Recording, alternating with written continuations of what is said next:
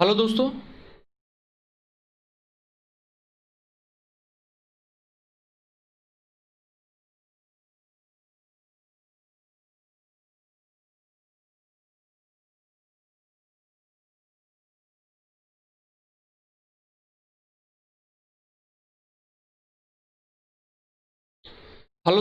मैं SSC channel में आप सभी का स्वागत है।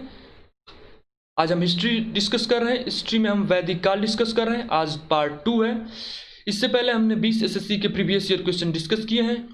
इस वीडियो में हम और भी प्रीवियस ईयर एसएससी के क्वेश्चन डिस्कस करेंगे जो वैदिक काल से संबंधित है तथा एसएससी के विभिन्न परीक्षाओं तथा रेलवे के विभिन्न परीक्षाओं में पूछे गए हैं तथा आने वाले परीक्षाओं में भी पूछे जा सकते हैं। तो चलिए आज का सेशन शुरू करते हैं। क्वेश्चन नंबर 21, आर्य भारत में पहली बार कहां से आए और सर्वप्रथम कहां बसे थे? यह आरआरबी 2003 में पूछा गया क्वेश्चन है। इसका करेक्ट आंसर है आर्य भारत में बाहर से आए और सर्वप्रथम पंजाब में बसे थे। आर्यों का आगमन भारत, आर्यों का निवास स्थान पहले भारत नहीं था। वे भारत में बाहर से आए थे। वे बाहर से आए और सर्वप्रथम पंजाब में अपना निवास बनाया। क्वेश्चन नंबर 22, अपौरुषेय वेदों को क्यों कहा गया है? ये सीपीओ 2003 में पूछा गया क्वेश्चन है। इसका करेक्ट आंसर है क्योंकि वेदों की रचना देवताओं द्वारा की गई है। वेदों को अपौरुषेय कहा गया है क्योंकि वेदों की रचना मानव तथा पुरुषों द्वारा नहीं की गई है। यह सीपीओ 2003 का पूछा गया क्वेश्चन है क्योंकि वेदों की रचना देवताओं द्वारा की गई है, इसीलिए वेदों को अपौरुषेय कहा जाता है। क्वेश्चन नंबर 23, वैशेषिक दर्शन के प्रतिपादक क्या हैं? उल्लूकाषड वैशेषिक दर्शन के प्रतिपादक उलूक कणद हैं। इसका करेक्ट आंसर है उलूक कणद। क्वेश्चन नंबर 24, मीमांसा या पूर्व मीमांसा दर्शन के प्रतिपादक क्या हैं? तो मीमांसा तथा पूर्व मीमांसा दर्शन के प्रतिपादक जैमिनी है। जैमिनी द्वारा मीमांसा तथा पूर्व मीमांसा दर्शन का प्रतिपादन किया गया है। क्वेश्चन नंबर 25, ऋग्वेद का कौन सा मंडल सोम को समर्पित है? यह बीपीएससी 1995 और 1998 का पूछा गया क्वेश्चन है। ऋग्वेद का कौन सा मंडल सोम को समर्पित है? तो ऋग्वेद का 9वां मंडल, ऋग्वेद का 9वां मंडल सोम को समर्पित है। क्वेश्चन नंबर 26, प्रसिद्ध 10 राजाओं का युद्ध किस नदी के तट पर लड़ा गया था? यह बीपीएससी 1998 का पूछा गया क्वेश्चन है। प्रसिद्ध 10 राजाओं का युद्ध परश्रणी नदी के किनारे लड़ा गया था। परश्रणी नदी के तट पर लड़ा गया था। क्वेश्चन नंबर 27, धर्मशास्त्रों में भू राजस्व की दर क्या है? बीपीएससी 1995 में पूछा गया क्वेश्चन है। इसका करेक्ट आंसर है 1/6। धर्मशास्त्रों में भू राजस्व की दर 1/6 है। वैदिक काल के जो प्रमुख ग्रंथ हैं, धर्मशास्त्र हैं, उसमें जो भू राजस्व की दर है वो 1/6 है। 6 हिस्सा में से 1 हिस्सा। क्वेश्चन नंबर 28, 800 ईसा पूर्व से 600 ईसा पूर्व का काल कौन से युग से जुड़ा है? बीपीएससी 1994 का क्वेश्चन है। जो 800 ईसा पूर्व से 600 ईसा पूर्व से जो काल है वो ब्राह्मण युग से जुड़ा हुआ है। इसका करेक्ट आंसर है ब्राह्मण युग। क्वेश्चन नंबर 29, किस काल से अछूत की अवधारणा स्पष्ट रूप से उदित हुई थी? बीपीएससी 1994 का पूछा गया क्वेश्चन। आंसर है उत्तर वैदिक काल से। उत्तर वैदिक काल से अछूत की अवधारणा स्पष्ट रूप से उदित हुई।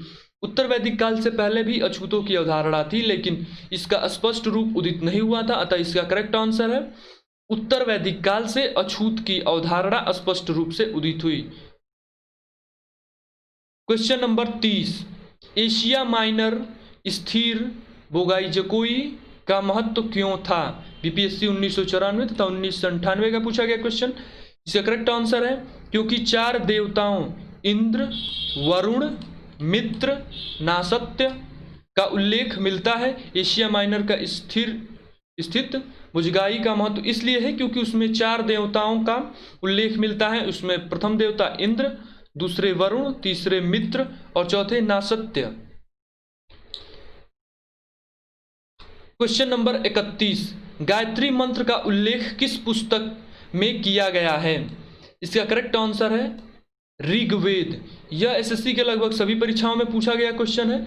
यह एक बहुत इंपॉर्टेंट क्वेश्चन है। बीपीएससी 1994 में पूछा गया क्वेश्चन, गायत्री मंत्र का उल्लेख किस पुस्तक में मिलता है? इसका करेक्ट आंसर है ऋग्वेद। गायत्री मंत्र का उल्लेख ऋग्वेद में मिलता है।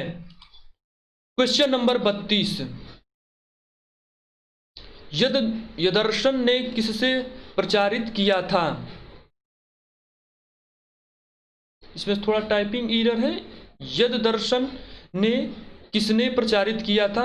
इसका करेक्ट आंसर है गौतम। यूपीएससी 2005 तथा आरटीएस 2009 का पूछा गया क्वेश्चन है। यदर्शन गौतम द्वारा प्रतिपादित धर्म था। क्वेश्चन नंबर 33, प्राचीन भारत में निष्क से क्या जाने जाते थे? इसका करेक्ट आंसर है स्वर्ण आभूषण। प्राचीन भारत में निष्क स्वर्ण आभूषणों के नाम से जाने जाता था। स्वर्ण आभूषणों को निष्क से संबोधित किया जाता था। क्वेश्चन नंबर 34, योग दर्शन से कौन प्रतिपादक हैं? योग दर्शन के कौन प्रतिपादक हैं? यह यूपीएससी 2002, 2008 तथा 2009 में पूछा गया क्वेश्चन है। इसका करेक्ट आंसर है पतंजलि। योग दर्शन के प्रतिपादक पतंजलि हैं। महर्षि पतंजलि द्वारा योग दर्शन का प्रतिपादन किया गया। क्वेश्चन नंबर 35, उपनिषद पुस्तकें किस पे आधारित होती हैं? जो उपनिषद पुस्तकें हैं वो दर्शन पे आधारित है। इसका करेक्ट आंसर है दर्शन पे। उपनिषद पुस्तकें विज्ञान या फिर कला पर आधारित नहीं है। इसका करेक्ट आंसर है दर्शन।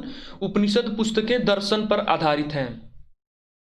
क्वेश्चन नंबर 36, उपनिषद काल के राजा अश्वपति किस राज्य के शासक थे? यूपीएससी 1999 में पूछा गया क्वेश्चन। जो उपनिषद काल के राजा अश्वपति हैं वो कैकेय राज्य के शासक थे।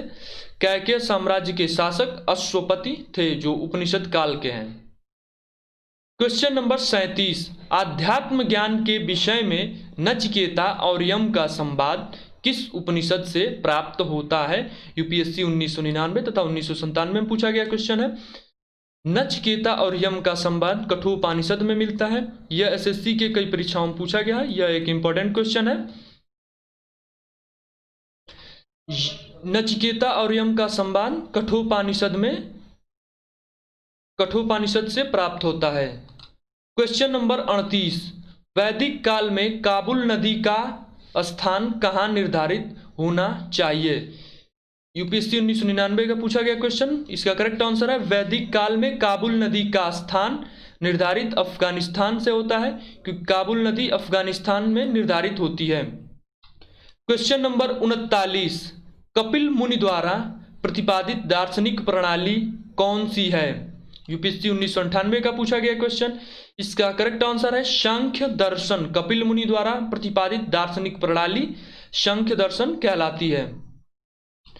क्वेश्चन नंबर 40, किस वेद का संकलन ऋग्वेद पर आधारित है? यूपीएससी 1997 का पूछा गया क्वेश्चन। इसका करेक्ट आंसर है सामवेद। सामवेद का संकलन ऋग्वेद पर आधारित है। आज का सेशन यहीं पे समाप्त करते हैं। इसमें हमने टोटल 20 एसएससी तथा आरआरबी के आए हुए प्रीवियस ईयर क्वेश्चन डिस्कस करें। इसकी अगली वीडियो में हम 20 और क्वेश्चन डिस्कस करेंगे। ये सभी क्वेश्चन एसएससी की विभिन्न परीक्षाओं तथा आरआरबी की विभिन्न परीक्षाओं में वैदिक काल से संबंधित क्वेश्चन पूछे गए हैं तथा आने वाले परीक्षाओं में भी पूछे जा सकते हैं। यदि ये वीडियो आपको पसंद आई हो तो इस वीडियो को लाइक करें तथा हमारे चैनल को इसी प्रकार की अन्य वीडियो पाने के लिए सब्सक्राइब करें। धन्यवाद।